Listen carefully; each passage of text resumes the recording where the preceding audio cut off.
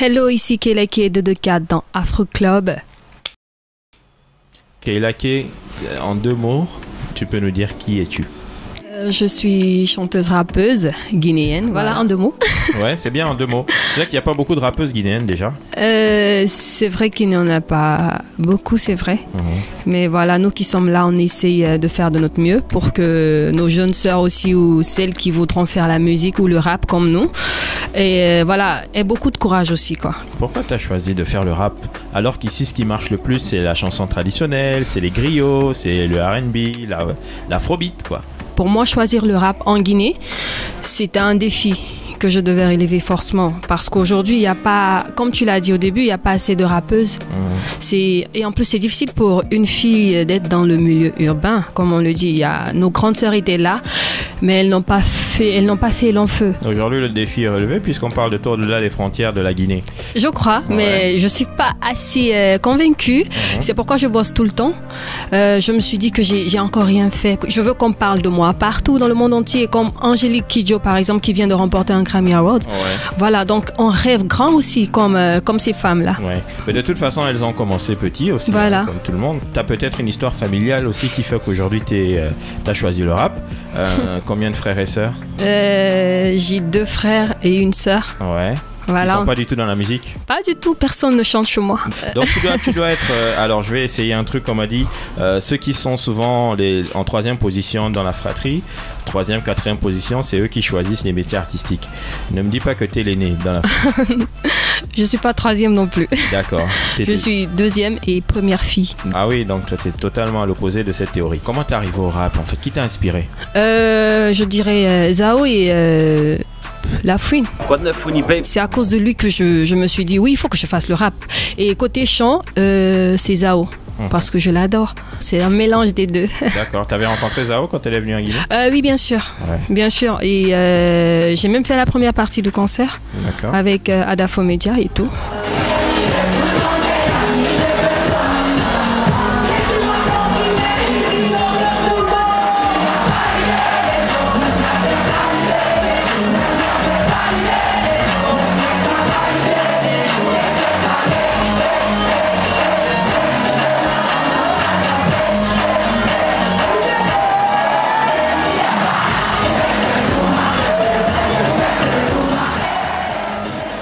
T'es un peu la fille spirituelle de ces 2 artistes. Oui, disons. Surtout à mes débuts, quand j'avais commencé le rap, La Fouine, j'avais son album. C'était pareil pour Zao. Donc c'est pourquoi des fois on me dit que quand je rappe pas comme une Africaine, c'est normal. Et c'est pas que je rappe pas comme une Africaine.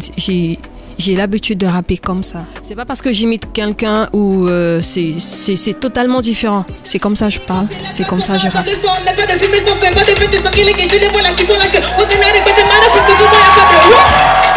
Oui, mais ce serait compliqué aussi de rapper comme un Africain parce que il y a plus de 50 pays en Afrique. Il n'y a pas un seul style de rap, un seul style de chant, ni même une seule langue. Donc rapper à l'africaine, ce serait compliqué. Toi, tu rappes comme Keilake, tout simplement. Voilà, je rappe comme Keilake, tout simplement. Et en Guinée, comment est-ce que tu es perçu par le public? Bien. Les gens aiment ce que je fais. Ils m'encouragent beaucoup. C'est vrai que des fois c'est pas facile, mais on fait avec. Rien n'est facile en tout cas dans ce métier.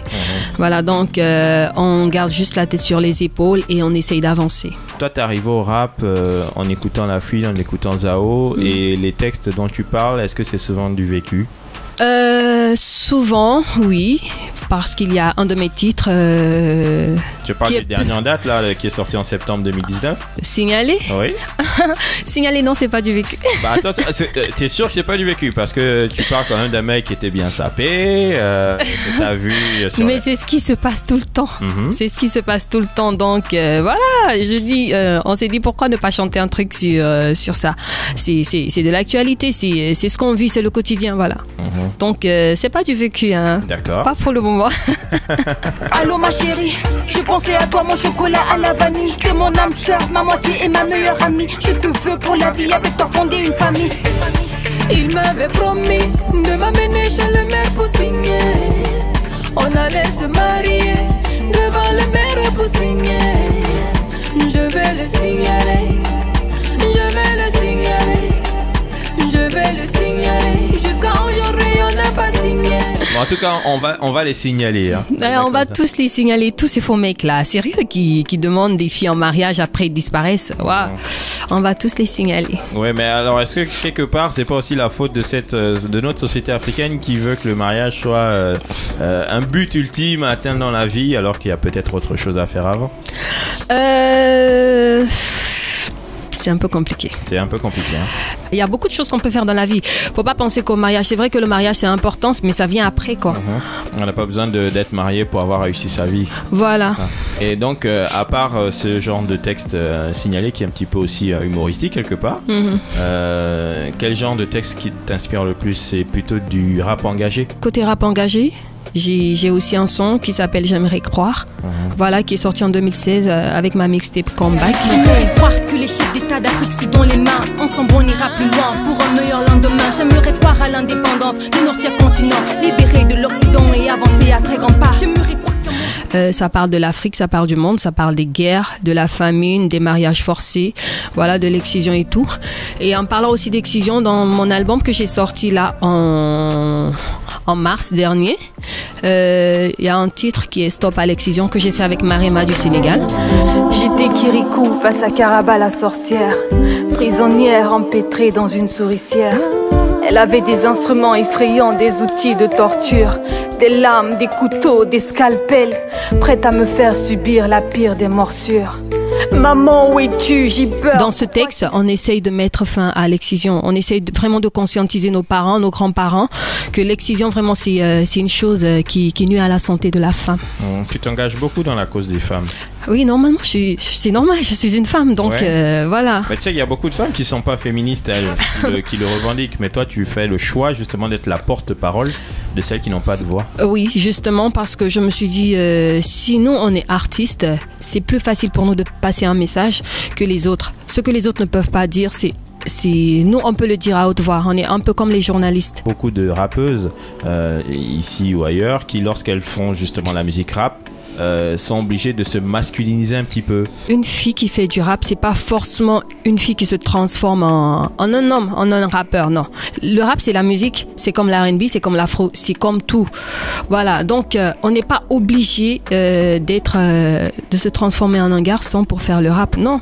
On peut être totalement fille, on peut être totalement femme et faire du rap, parce que ce qui compte, c'est pas ce qu'on porte là. Ce qui compte, c'est pas le fait de se transformer. Ce qui compte, c'est ce qu'on dit. Tu connais OMG du Sénégal? Oui. Tu travailles de temps en temps avec d'autres rappeuses de la sous-région? Travailler avec elles, non. J'ai jamais travaillé avec d'autres rappeuses de la sous-région. Mais on s'est déjà vu, on a déjà discuté parce que j'étais au Festa 2H. Festa 2H, Festival international de hip-hop et de cultures urbaines. J'étais là-bas, on s'est vu, j'ai vu d'autres rappeuses aussi. J'ai oublié un peu le nom du groupe, mais il y avait une association de filles là, de rappeuses qui étaient là-bas. J'aime bien leur façon de faire, moi, parce que voilà, ils ne savent pas comment en Guinée. Ouais. Là-bas, il y a plus de rappeuses qu'ici. Ouais. Et elles sont engagées et j'aime bien ça. Ce côté-là, j'aime. C'est pour ça peut-être que toi, tu es une pionnière ici en Guinée du rap féminin engagé. Je vais pas être égoïste. Je vais pas dire ouais, je vais être la seule ici. Non, on essaye d'évoluer, on essaye d'envoyer une musique à l'extérieur du pays. Donc le rap féminin. Le rap féminin guinéen, il n'y en a pas assez et c'est vraiment dommage. Il faut qu'on se donne la main, il faut que d'autres filles aussi aient le courage pour s'engager dans cette musique, pour qu'on puisse faire évoluer la musique guinéenne. Et en termes de collaboration, est-ce que Keylake sur scène va s'exporter? On va te voir peut-être à Abidjan, peut-être à Douala, Yaoundé? Oui, très bientôt, Inch'Allah, parce que là, je dois déjà aller à Dakar pour la réédition de mon album, My Story, et aussi faire quelques festivals là-bas. Notamment, il y a déjà un concert en vue avec le groupe Mabo. Je ne sais pas si vous les connaissez. Et il faut dire que sur mon album My Story, j'ai travaillé avec No Fils de ce groupe. Donc, il a même sa voix sur My Story. Okay. Donc, c'est prévu. Je dois aller là-bas pour la réédition de l'album qui doit sortir dans les mois à venir. Justement, tu as parlé de la réédition de l'album My Story qui est sorti l'année dernière. Et si tu le réédites, c'est que c'est un album qui a marché. Bien sûr, c'est pourquoi justement on va rééditer l'album avec quelques nouveaux titres aussi. Et voilà la version remix d'ailleurs de Signaler, un son qui a beaucoup marché. Ouais. Il y aura quelqu'un sur ce... Je suis en train de voir si je vais le faire avec un gars ou si je vais le faire avec une autre fille qui aussi a envie de signaler. Ouais, l'idée de faire avec un gars, ce serait bien. D'accord.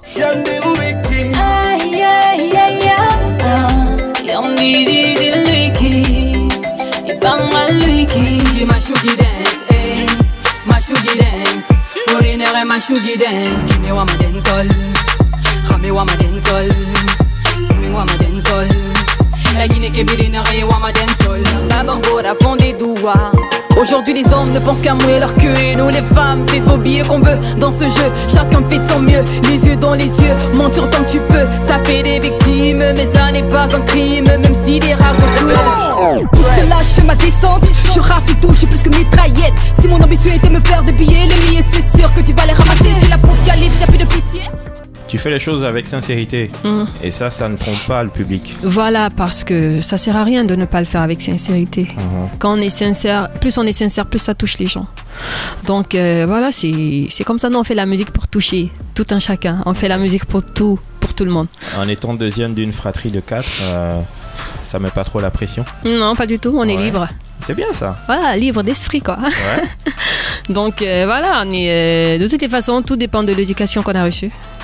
Chez nous, il n'y a pas de mariage forcé. Voilà, on ne t'impose rien. Quand tu choisis de faire quelque chose, fais-le bien. Parce que c'est ce qui importe. Voilà. Si tu as choisi de jouer au foot, il faut bien le faire. Il faut être professionnel dans ce que tu fais. Et pourquoi avoir choisi Keila? C'est ton vrai prénom? Non, mon prénom c'est Kadiatou, donc Kadiatou Kanté. Donc Keila, K, ça veut dire la clé. Et quelle clé? Kadiatou. Genre le K, le K. Ça veut dire clé en anglais. J'aime bien parce qu'elle m'explique, j'ai l'air tellement con, c'est ça, que le key veut dire clé en anglais. Voilà. Non mais c'est pour ceux qui nous écoutent. Et là, ça veut dire la clé. Et donc le K à la fin, le dernier K, c'est Kadiatou, mon prénom. Donc quand on me demande c'est quelle clé, c'est la clé Kadiatou, celle qui va ouvrir les portes de la musique urbaine féminine guinéenne. J'ai bien tout compris. Merci Keila. Merci beaucoup d'être venue dans l'Afro Club. Merci. J'espère que tu reviendras lorsque tu ressortiras l'album My Story, la réédition, qui est prévue pour quand? Pas de date pour le moment, pas de date. Parce que je suis sur les enregistrements de son, voilà, les préparatifs et tout. Est-ce qu'on peut dire que My Story réédition, c'est ton deuxième album? Deuxième album pour les Guinéens. Oui, un peu oui. Et premier album pour l'international. Ouais. On peut te retrouver sur les plateformes? Oui, bien sûr. My Story, déjà, il est déjà disponible sur les plateformes. Oui. Ok. Et il y a tous les titres. J'ai fait 10 sur titres. Apple, Spotify, Deezer et compagnie. Oui. Ok. C'est bien d'instaurer le streaming aussi, d'éduquer nos populations à écouter plus de musique en ligne parce que non seulement ça apporte de l'argent à vos artistes préférés, c'est important aussi d'être reconnaissant. Sauf qu'ici, c'est un peu compliqué. Donc, voilà. Alors là, c'est intéressant. C'est un peu compliqué, c'est-à-dire. On va pas rentrer dans le détail. Oui, non, mais si, on peut rentrer dans le détail. Ici, on pense, quand on parle de musique en ligne, les gens se disent « Ah, ma connexion ». Ah, d'accord. C'est un peu difficile, voilà. Le débit. C'est compliqué. Donc, j'espère que ça va aller avec la 4G, là. J'espère qu'on va avancer. Ça va avancer. Ok, donc, toi, comment on peut te contacter si on veut faire un featuring, si on veut tout simplement te suivre sur les réseaux? C'est Keila K officiel sur la page Facebook, Keila K officiel sur Twitter et sur Insta aussi, sur Snap pareil. 2020, l'année de Keila K.